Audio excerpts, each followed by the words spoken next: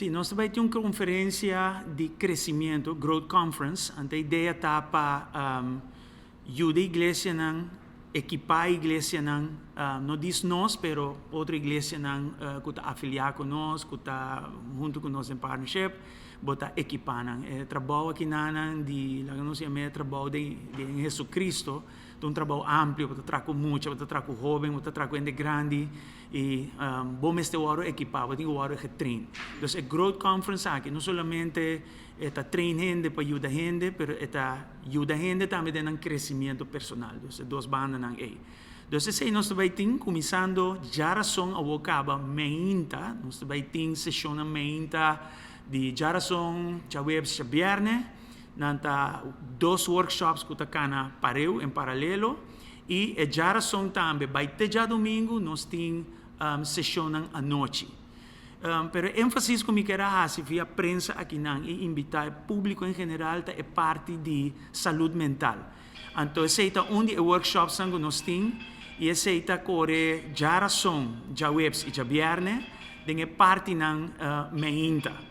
Então, nós temos, também explica over de saúde mental e tiki Aruba, eigenlijk, se boa bom, just 2.000 casos, se boa se deling inang, você mira que está 10% da população. Então, eigenlijk, rondou de nós, seguro tem algum gente que está afetado por saúde mental.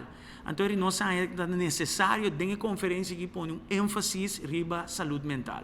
Então, a pessoa aqui está facilitador, experto, train para deal com a coisa que pero a parte especial de nanta que taba de tem caso de saúde mental e não awardo ajuda. Não awardo ajuda do Senhor, pero banda de jet também não mestra usa lo que está ciência de medicina. Ya, so nós nota, claro, Deus está soberano, é paciente livre, é pode sanar mesora, pero tem outro processo que está mais largo, que está mais delicado, que está mais detalhado.